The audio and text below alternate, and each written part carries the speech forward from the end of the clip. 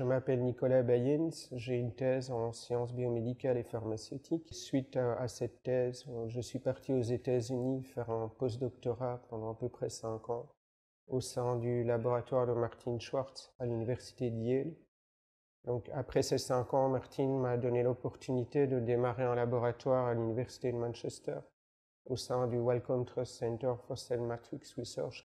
Et durant mon séjour à l'université de Manchester, j'ai eu l'opportunité de postuler pour une chaire en physiologie cardiovasculaire et respiratoire à l'université libre de Bruxelles, chaire que j'ai obtenue et qui me permet donc à présent de travailler au sein du laboratoire de physiologie de l'université libre de Bruxelles.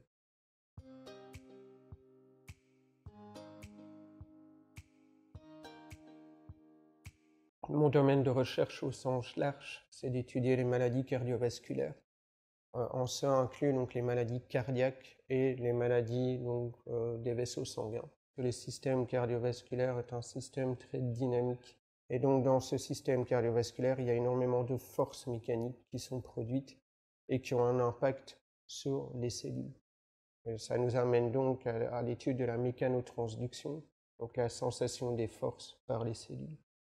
Donc c'est la raison pour laquelle je me suis spécialisé dans les systèmes cardiovasculaires.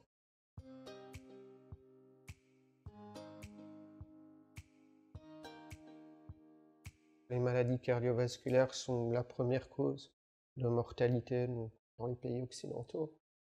Mais il faut aussi savoir que c'est aussi une complication indirecte de pas mal de pathologies. Je pense notamment au diabète, mais aussi dans les patients qui reçoivent un traitement de chimiothérapie contre le cancer vont avoir des problèmes de cardiotoxicité à plus ou moins long terme.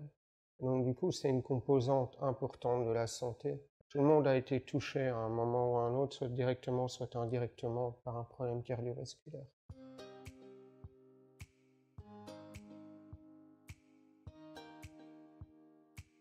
J'ai 2 gros projets à l'heure actuelle dans mon labo.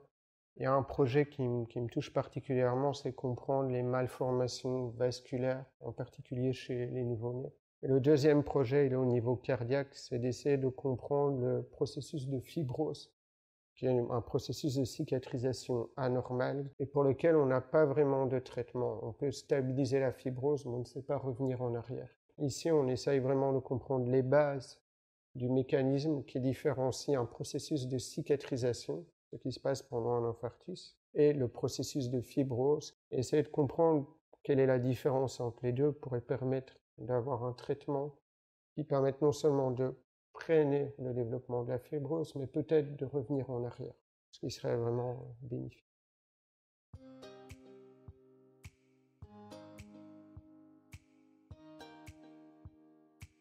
L'un des plus gros stress d'un directeur de laboratoire, c'est de s'assurer que son personnel a un futur. Ensuite, et là c'est beaucoup plus compliqué, c'est l'équipement. Donc les équipements que l'on utilise si on veut être à la pointe de la recherche actuelle, notamment dans mon domaine où je fais beaucoup de microscopie, ce sont des équipements qui coûtent extrêmement cher. Dans certains cas, un demi-million d'euros. Les solutions, c'est de collaborer avec des équipes qui ont un tel équipement, mais si l'équipement n'existe pas dans un environnement proche, ça devient compliqué.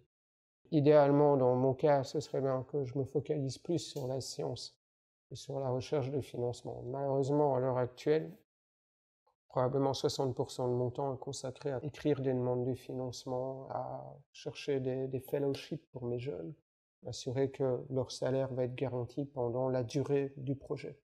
C'est rien de pire que de voir un projet se terminer parce que le postdoc ou le doctorant, voilà, on ne sait plus le payer, il est parti, l'expertise part avec lui. Donc là, la réalité, c'est que c'est assez difficile.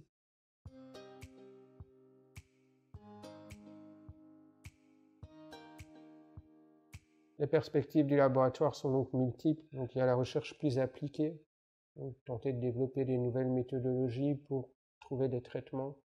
Et puis il y a la recherche fondamentale, donc comprendre les mécanismes. Et ma philosophie, c'est de développer les deux en même temps et de faire en sorte que les équipes qui travaillent sur ces projets interagissent pour que chaque avancée bénéficie à tous les chercheurs du labo.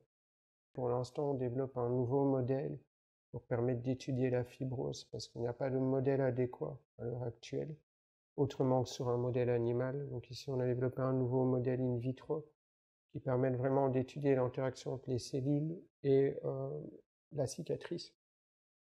Et donc ça, ces travaux-là vont, je l'espère, vont constituer un détonateur pour ma recherche sur la fibrose.